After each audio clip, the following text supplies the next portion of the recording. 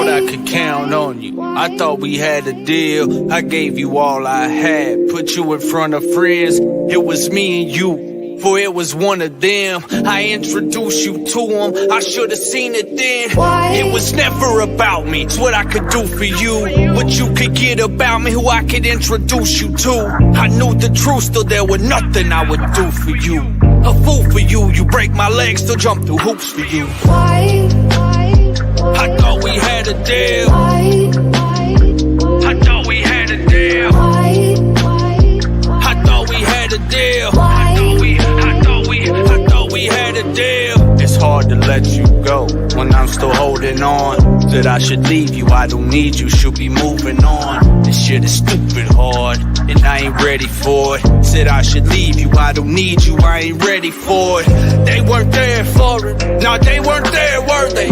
They weren't there when she despaired to have her prayers working. She wanted to die daily, and I was 9 maybe. I'm on the couch with mom, talking about don't cry, baby. We'll be alright, baby. Yeah, we gon' make it through. I'm scared to death inside, but I know I can't let it through. I didn't know where to turn, I didn't know what to do. You gave me hope when there was none. I owe my life to you. I thought we had a deal. Leave me not ready to let you go.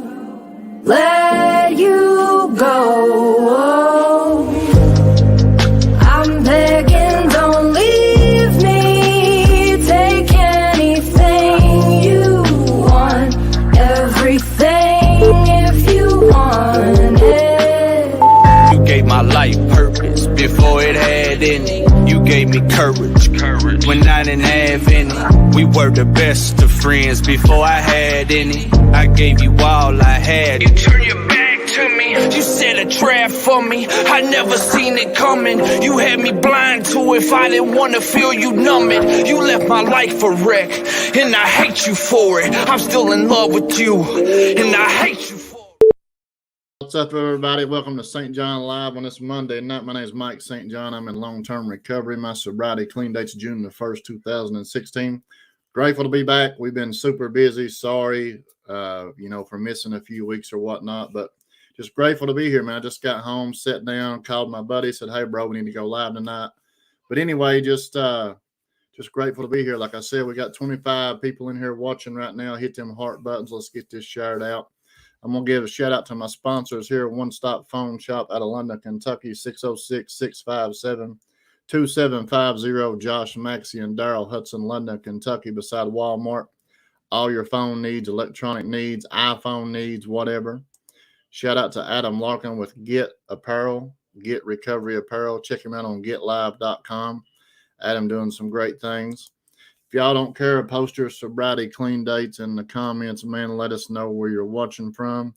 You never know who might run across this live feed after the live feed. You never know who you might help. We have mail beds available in Richmond, Kentucky at Corbin's house, 859-300-1503. The Protea Center out of Somerset, Kentucky, 606-485-9323 have beds available. If you're out there struggling and you run across this live feed on YouTube or Facebook, help is available. It's just awesome to be free, man, free from, being chained down to a substance, man. God could and would if he were sought. And I was at a board meeting tonight for Enrich. If you've not heard of Enrich, which is a recovery restaurant coming to Richmond, Kentucky. We had an awesome board meeting, man, talking about, the things in the recovery community, this and that and that and this. So I just been super busy. I'm going to get in these comments here, give some shout outs here. We got Alexis Hembry in here. Loretta Carter, welcome. Pam Villanziner, hope I said that right. Got my wife, Marie St. John. Shout out to her. I love you, Marie. Thank you. Sammy Jean, Maram Addington. I miss St. John Live. Happy to be here tonight. Bring the hope. Mike, don't try to say my name. I just probably said it wrong. Yeah. Shauna Christie, welcome from the Jasmine's house. Matt Carlson, welcome. Christina Gray from Barberville. Tabitha Stepp, I see you. Welcome. Whitney Gale, welcome. Angelique, welcome. Brittany Propes, welcome. Laura Whitehall, welcome. Cooper Cottle, I see you, boy. I need to get you on here, Cooper. I got you next time. Tabitha Step, sober almost 2 months. We're proud of you. Scotty Jewell, I see you from Manchester, Kentucky. Love you, man. Um, who else we got on here? Richard Rodas, 12-9-18. Welcome. Yeah, listen, I can't pronounce a lot of names. I'm not the smartest tool in the shed, but just grateful to be here, man. At this board meeting, there's some cops that's on this board meeting, and there's a bad batch of dope in Madison County, man, and people is ODing left and right. And it's sad because they're scared of a way out.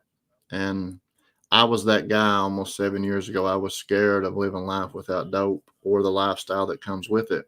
And I'm sure a lot of you all in the comments can relate, because once we get addicted to that substance, we don't believe that we can live life without that substance. And, recovery is possible. Recovery is about growing. God can remove a lot of chains that's got you trapped down, whether it's, drugs, alcohol, abusive relationships, whatever. You know what I'm saying? Change is scary. Change is hard. But when the pain gets great enough, you will do something different, man. There's all kinds of pathways to recovery.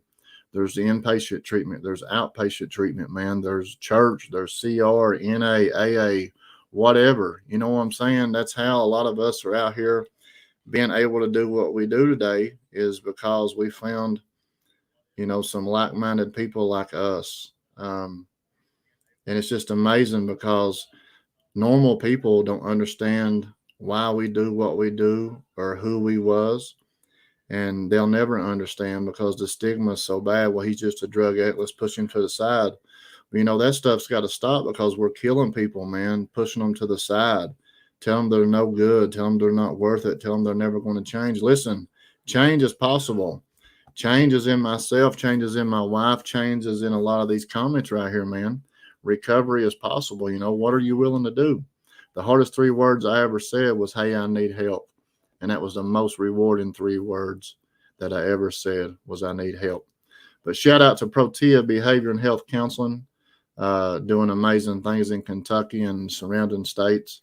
If you're out there working in treatment, man, the sacrifices that you do to help others. Like my phone's blowing up right now, people needing help, wanting help. And, that's the role that we took upon us. We are responsible to help people. But you also got to keep your cup full. If your cup gets empty, you can't help nobody. So always remember that. It's good and okay to help people, but, you got to help yourself too. But anyway, it's not about me. I see you, Curtis Collins. I love you, buddy. John Webb, I see you. Come a long way. Listen, I'm proud of myself. Sometimes I got to, hype myself up, but, I got to stay humble and understand I'm just a messenger. All the glory goes to God. But I'm going to bring the guest on here, man. My guest tonight is Cliff. I met him a while back, man, and I've got to sit back and watch him grow and become the man that he is today, man. And, I called him the other night and said, hey, bro, I'm super proud of you, for what you do, because, recovery is about growing. And if you're not growing, what are you really doing? You know what I'm saying? Because we was in hell for so long that we wasn't growing. We wasn't ready to grow. We was scared of growing.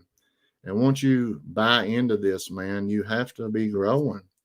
And it don't happen overnight. It takes months, years. And, it's amazing to watch you all grow and get the blessings that God's got in store for you. But anyway, I'm going to bring Cliff on. This is my buddy here. What up, Cliff? What's up, bro? Hey, I'm glad to have you on here, bro. This was a last-minute call, a last-minute get-together, and we made it happen. But, yeah, man, I'm grateful to have you here, bro. And just let's just share your story, man, and share some hope. How you doing? Grateful to be here, man. Grateful to be here. Yeah, last minute. Just got done eating, working out, gym, tanning. Phone's about to die. I try to plug it up before Mike got me over here. I was freaking out, man. Driving down the street with no lights on the way to the apartment, bro. Whoo, what do we do? What do we do? Praise God, huh? Hey, Yes, sir. glad to be here. uh, Cliff Bass. I was in active addiction for 26 years. Clean dates 10/5/2018. Praise God. Uh, man, I guess I'll start when I was in high school, man. You know, well, I'll go back before that, man. I had little boy issues, man. My dad was never around, and he was one of them part-time people. Yeah. He would show up when he wanted to, is what it felt like. You know what I'm saying? Hmm. And my mom was always there, and she's the one that showed me, how to live life. But then when I got to high school, I felt like I was missing something, and it always felt good to hang out with the older people. Yeah. So, you know, we got to drinking, and it was a weekend thing. And then next thing you know, I'm going to school drunk. I always played sports. Man, I had a shoebox full of college letters. I could have went and played baseball at. But I said, man, I'm just going to work at IGA and bag groceries instead of going to college. You know what I mean? Like, I'm going to make some Yeah. money. It's what I'm going to do. But little did I know that drinking on the weekends would consume my whole life every day. Once I got out of high school, I didn't even graduate with my class, bro. I had to go take them special ed classes to get my high school diploma. But praise God, I got it. That's all that matters. Yes, Uh, sir. but no, man, I felt like I had to fit in because I was always searching for that father figure, and I found that in older people. So that's what attracted me was older people, man, because they could get my alcohol, they could get drugs, whatever it was we needed, they could get it. And so I graduated high school, and next thing I know, man, that's all I'm doing is drinking. Drink for years, bro. Like, and did every drug known to man. You know what I'm saying? Like, my disease did not discriminate, which I didn't know it was a disease back then. But anything that I could take that would mess me up, I was taking it. And Yes.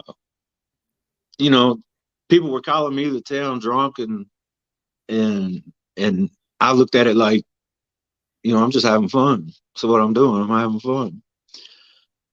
So, you know, and another thing that goes along with that is mom took a job, and this was the the summer between my junior and senior year. She took a job in Tennessee and asked me if I could take care of the house. Of course, you know, Oh, yeah. who who ain't gonna have a house to themselves their senior year of high school? Of Yes. course, Here I we got go. this, mom. Yeah. Yeah, yeah. I'm going to school drunk my junior year, and I'm gonna take care of this house. Well, guess it didn't happen, bro. Like, stuff just got worse, man. That's when I failed school. I got kicked off the baseball team for having bad grades. Uh, and man, it just started spiraling out of control. But when you're at age, man, it all seems fun. But so it goes on for years, and Mike's got me short on time here, so I'm just gonna jump around a little bit and get to the good stuff. Uh, it went from alcohol to harder drugs, and then I was in and out of jobs. Mom was my biggest enabler. We'd make them stories up. Hey, uh, Mom, if you send me $150, I'm gonna go down there and get these steel toe boots so I can start working Monday. Yeah. Yep. Everybody's done that. Uh, or I need $100 so I can get me some lunch meat, take it to work. Like crazy.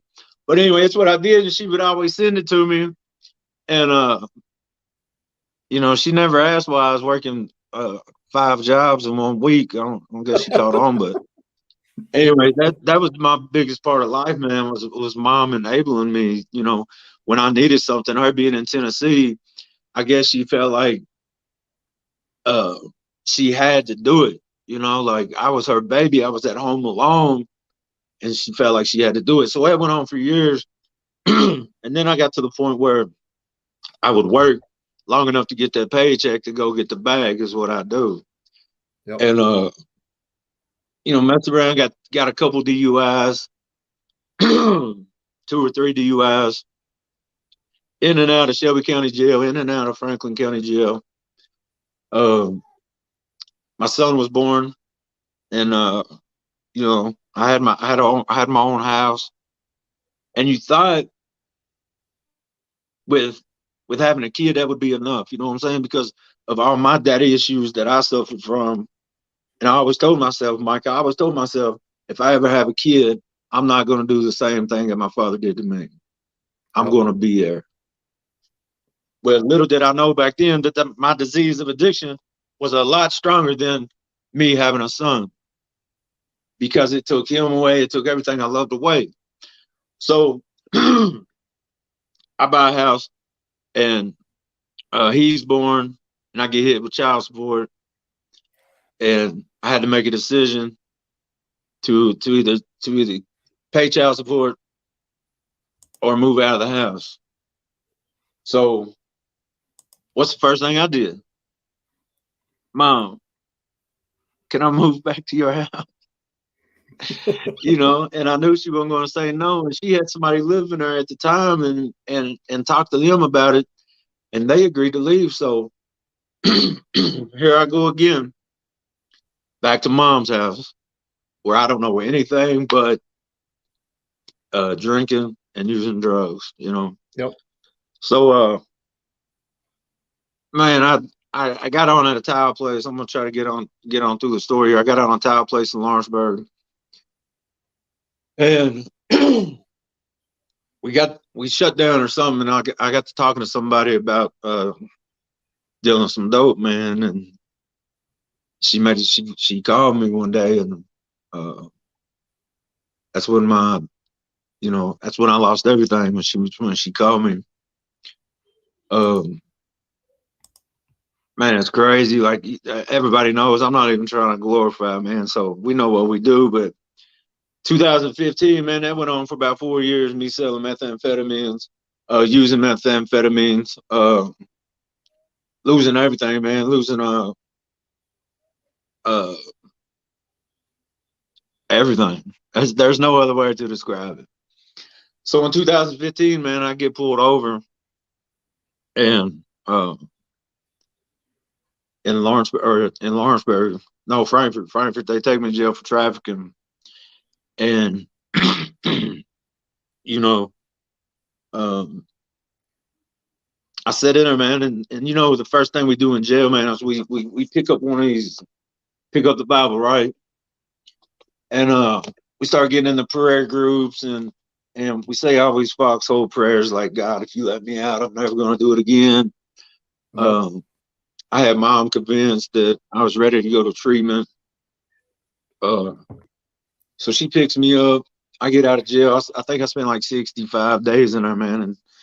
And when they called my name, first thing I did was left the Bible and God back in that jail cell. I didn't take nothing with me this time at all, man. And we went all the way to Tennessee, and she was trying to get me into a faith-based program. And I don't know about you, but I'm a pretty good manipulator. If you're an addict and you're not good at manipulating people, something's wrong, right? Yeah. The truth. So we get down there, man. And she's calling this place, and they can't take me till like on a Wednesday or Thursday or something. And I'm upstairs coming up with this big idea of how I can get back home. And I go downstairs, I talk to her, it's like, Mom, I've been in jail for 75 days. I'm good. I don't want no more drugs. I'm good. I just need to go home and work. There's that work thing again, bro. I need some steel-toed boots, you know what I'm saying? So yeah. She takes me all the way back home. And remember, I done moved out of this house. I lost this house. I had everything in a building at the back of Mom's house. And she drops me off. And Mike, before she could get down the road, I was back there pilfering through the building trying to find some money or ways to make money. So I found 3 checkbooks. And I'm talking about, this is year 2000. These checks got 19 on them. I'm writing them out, writing 2000 on it, and taking them to these stores and buying $200-300 lottery tickets. whatever I got to do to get my fix will go to any links, right? Yep. So, uh, so there I go again, man. Right back at the same thing. That manipulation get me home, and then I get home, and all I know to do is find ways to make money, and get money, and go find drugs and get high, because that's who I was. So that goes on for about 3 years. I get popped in 2015 for trafficking methamphetamine. I go to jail. I leave God and the Bible back here in Franklin County. I get out and I start doing the same thing again. I went through 3 checkbooks in 28 days of $13,000, and didn't care about it. You know what I mean? Like, I knew in my head that I couldn't get a felony for writing a check if it wasn't over 500. So I wrote them for $499.99. You know, like, come on now. But anyways, that goes on for 3 years, man, and Mom starts hearing all these rumors about drugs being sold from her house. She comes home. I'm not there. I start to isolate myself from people who really love me, you know, Yep. because I didn't want them to see me like that. I mean, there was times I was high right there in front of Mom, and uh, she never knew anything, bro. I was like, and now I think about it, I'm a piece of crap. You know what I mean? Like, what was I even doing around her, bro? But Yeah. that's where my addiction takes me, man. So anyway, that goes on, and then I get popped again in like 2016. And when they pulled me over this time, Mom had just retired.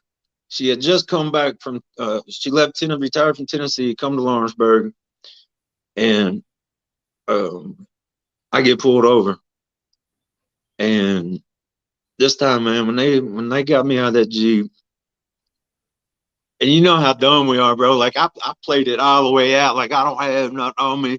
They had 4 or 5 state troopers. You know how Lawrenceburg is, bro. They had the whole police, county police, city police, and they even brought the dog out, bro. Like, I was, I'm doing it right, you know. Yeah. But man, I put my hands on the Jeep when they went to search me, and I took a breath. Like, I had been saying I was done. Our little party room in the back of the house was painted. I was painting Help Me on it. I was putting these signs out there, man, but I didn't know how to get a hold of anybody to do anything about it back then. So I was doing the next best thing. I was painting rooms with this glow in the dark paint. Stupid.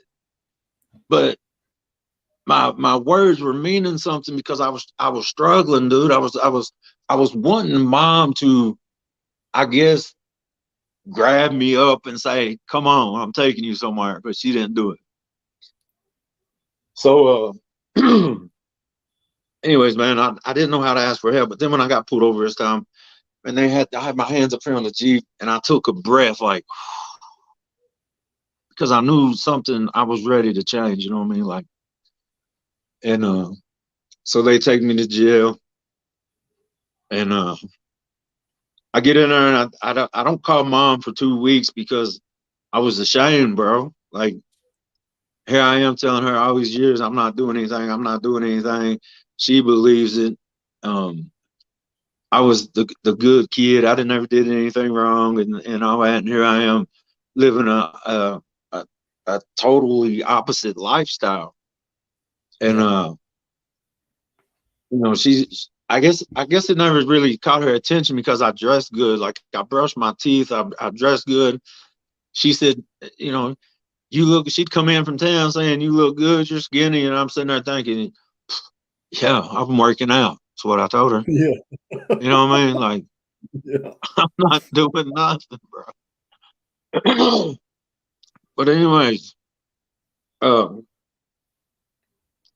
I take that breath, man, and I knew right then that God was doing something for me that I couldn't do for myself. I started praying. Even when I was getting high, I would pray, "God, help me find a way." And I felt like when I took that breath that night, that was him doing for me what I couldn't do for myself. So God took me, you know, he pulled me over, got me caught again. That's a second trafficking charge. You know, my first charge was 5 for 5.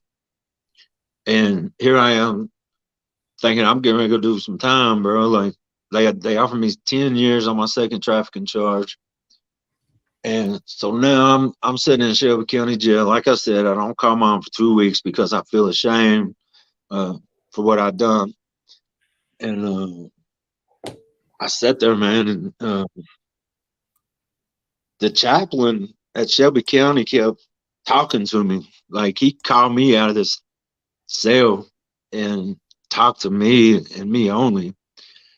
And little did I know that Andrew Hager and Seth Sweeney had been talking to this preacher asking if I was ready to go somewhere, you know, and he was reporting back to them and everything that was going on, man. And I sat there in that jail cell.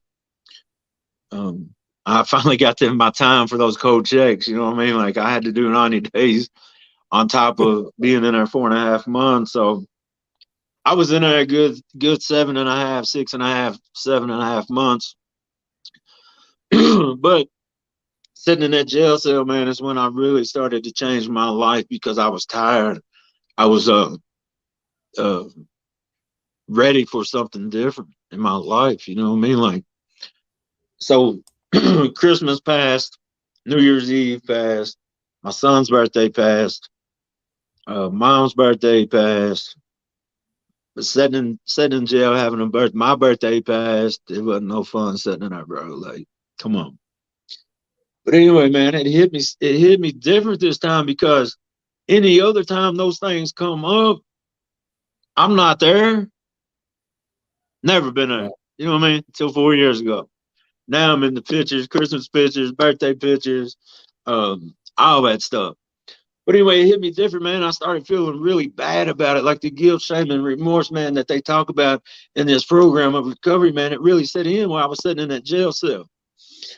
And man, I look over and I see this dude, he's like 65 years old, and I'm sitting there like, I don't want to be like that, man. I don't want to be here in 25 more years. I don't want to be sitting in no jail cell. I don't want to do it. So that chaplain brought me a free on the inside Bible. I started reading the Bible and checking off those little boxes. You read it in a year. And so I was doing something different, you know. And the only thing I could think of that I did different this time, Mike, that I did in Frankfurt was when they called me to go to treatment. I packed that Bible and I took God with me this time. So we go to Corbin, Kentucky. They released me May 22nd, 2018, or 2019. So we're going to Corbin, man, and I'm a diabetic. So when I say I didn't have my medicine, I'm talking about like metformin and blood pressure pills and stuff like that. So we get to Corbin, and I didn't have any medication, you know. So they couldn't accept me until I was medically released by a doctor back home, I guess. So because we had to go back to Lawrenceburg and go to this urgent care to try to get my prescriptions or something. And so, you know, I was scared to death. I'm going back home. I've just been locked up 7.5 months. I'm going back home. I have no recovery. All I took from jail was a Bible and God with me this time. And I was scared to death to go back home for 24 hours. Yeah. I went out that night and, you know, I was taking a friend home and they pulled out a bag of dope. And for the first time in 26 years, I said, no, I'm good. You know what I'm saying? And I about ran off the parkway because I didn't know that I was able to say no. Right. That makes sense? Yes. Right? You know, 26 years, yes. And I said, no, bro, like, what's going on here? And remember, I took that Bible and God out of that jail cell with me, so I'm saying no to stuff. Stuff, things are happening. You know what I mean? So anyway, I get home and my poor mother is sitting on in the chair waiting on me, and she said, "I was wondering if you was going to make it back." And I said, "I'm here now. We can go to sleep." You know, and being 7.5 months clean, man, and seeing that the woman that brought me into this world, that cared for me all these years, that thought I wouldn't do anything, to be sitting there waiting up on her son to get home, made me think about all of these other nights I put her through worry. And I'm sure it was 10 times worse than that. Yep. So we get up the next morning, man. We go to Corbin. And once again, man, that old devil trying to keep me out because I start having blood pressure problems. I get real hot. I start sweating. I get in there and they check my blood pressure. And once again, they say, we can't accept you until your blood pressure is going down. And so we go to Corbin Hospital over at Baptist Health and sat in the emergency room for about 3 or 4 hours. And my poor mother said, the devil really doesn't want you to go to treatment, does it? I said, I don't guess so. I said, this is crazy. I didn't have my medicine. They sent me home. Now I got blood pressure. I ain't never had blood pressure problems in my life, bro, to this day. You hear me? Like, I ain't never been on medication for blood pressure. And now, ever since that day, I got blood pressure problems. What's going on here? So anyway, I get released, man. I go back to Corbin, and I get in there, man. And the first thing I do is I think I'm better than everybody else. This person's in there talking about shooting drugs. I didn't shoot drugs, so I'm better than you because I don't use IV. I just smoke my stuff. Or I'm better than you because you snort your stuff. I don't snort my stuff. Thought I was better than everybody else, bro. Like, come on. Like, I don't need to be here is what I told myself. So I sat there, man, and about 2 weeks into it, I hear a guy speak at our house meeting, and I wondered what he had, man. He had his son back in his life. He had a job, and he was clean for like 8 months, and I wanted that. So I stay in treatment, and I start focusing on others, man. And I'll tell you, when I had a spiritual experience was our spiritual awakening. They took us to the Dorothy Food Pantry in Corbin, and Mike, we was giving out a loaf of bread, man. And I took this stuff for granted in my active addiction because we always had it. Like, I didn't know how valuable a loaf of bread was until you go feed a homeless people that are lined up all the way down the road, and each one of them smile at you and say thank you over a loaf of bread, bro. Like, what? And I'm sitting there freaking out. So then after that, man, we go back to the rehab, and from that day forward, all I wanted to do was help people. I'm trying to, I'm still sick, so I'm trying to manipulate staff to take a clothes drive or food drive, anything like that. But they got some dumb rule. We can't take you in a 3-mile radius, and the closest shelter's 5 miles right past my house. I'm like, dude, take it anyway. Like, come on. So anyway, I ended up being in Crossroads Treatment Center for 7.5 months. And the last 4 months was a transitional living. And I saved up, I got my own apartment and started working at Highlands. And they shut down for COVID. And mom calls and says, hey, would you want to do peer support? And I didn't know what peer support was. Like, I'm Googling peer support to see what they do. And all I really knew was that they help people in recovery. So I sign up, I take the class, and I get it. I get my certificate. And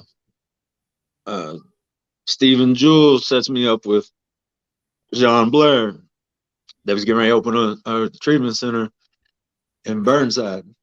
So, nowadays I chase John Blair like I chase my dope, because I was calling him every day. Hey, when we gonna do this? When we gonna do this? When we gonna do this? So I get an interview, and I get a job in recovery at Lake Cumberland Recovery, and I was probably I think I was the second peer support they hired there, and it's been a life-changing experience ever since then, man. The blessings they tell you about are real.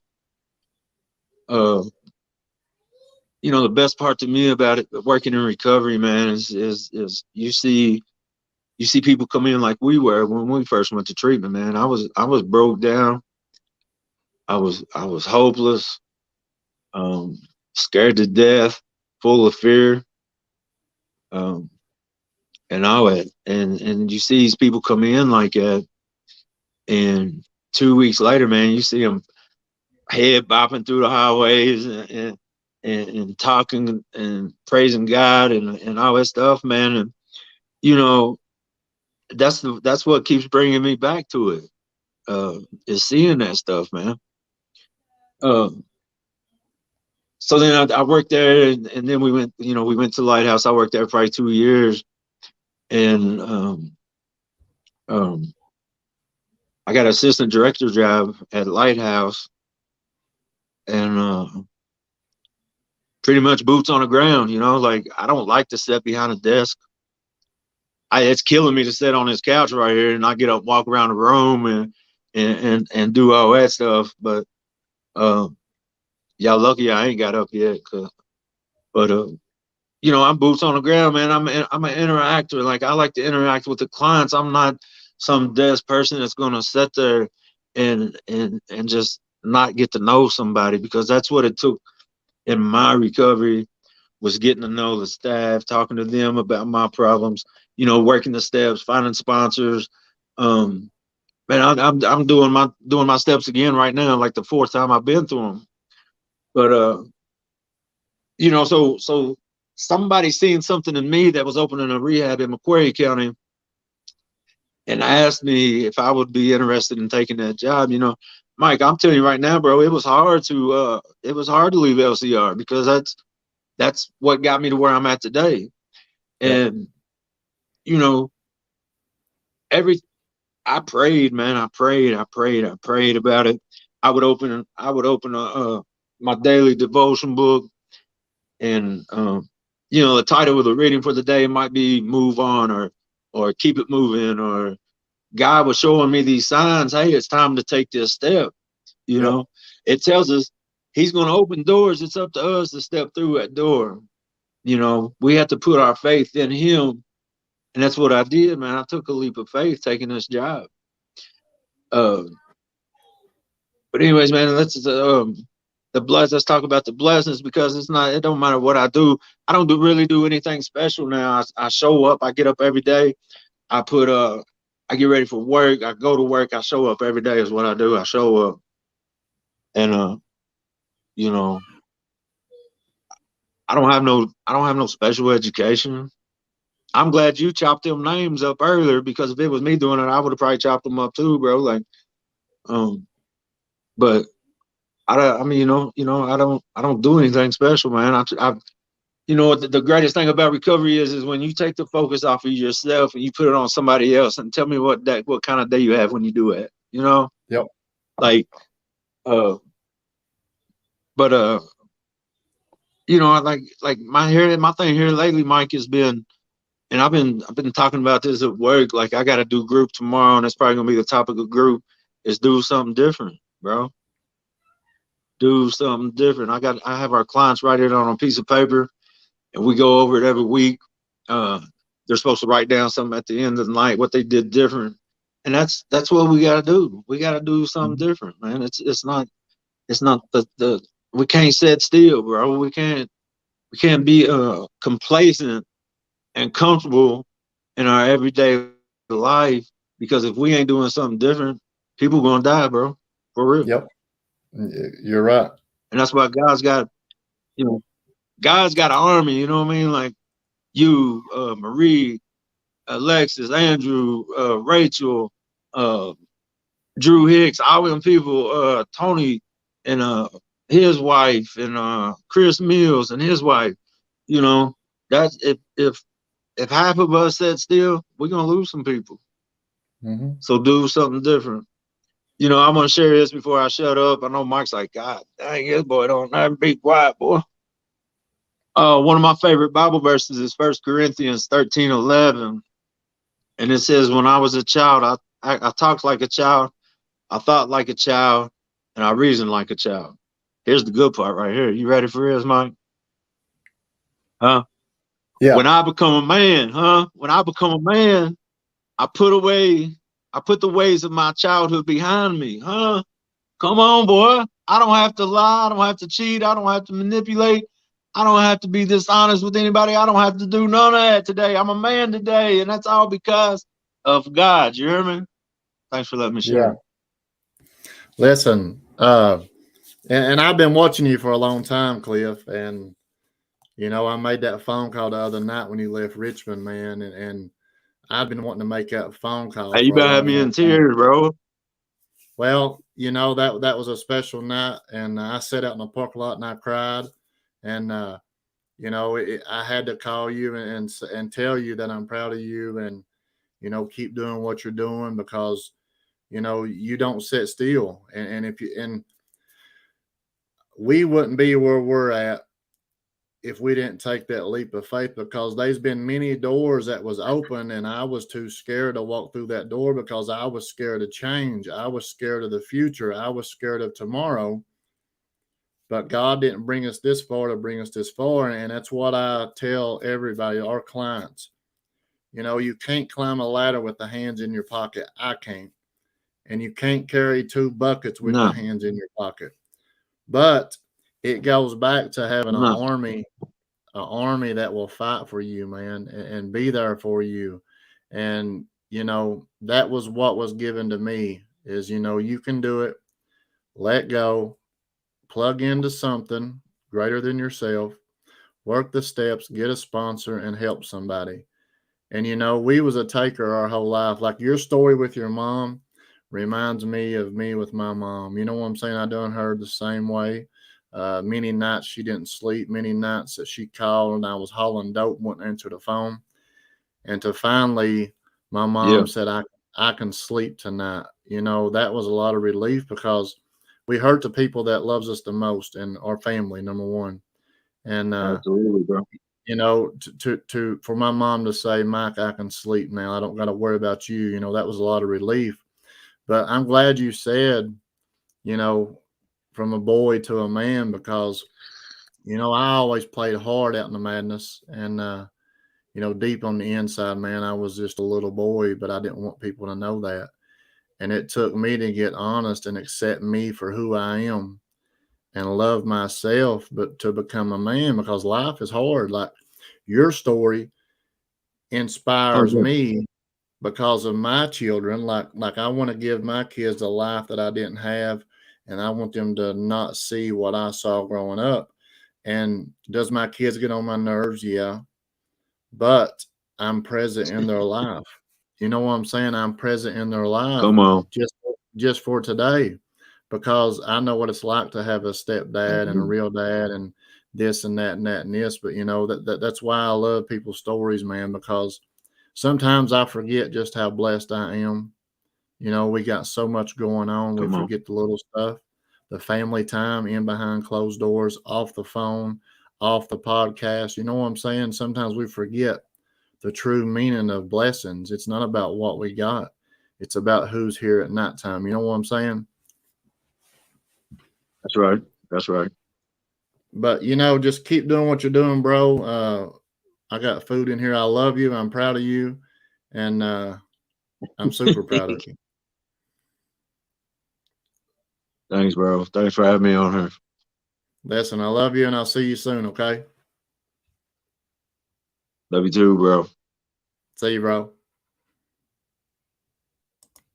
Yes, sir. Cliff Bass coming in with a powerful story tonight, man. And listen, if you got anything out of this, man, Cliff was scared. Cliff was, the pain wasn't great enough yet. He wanted to stop, but he didn't have the power to stop. And if you ever talk to anybody in active addiction, alcoholic, addict, whatever, we don't have the power to stop.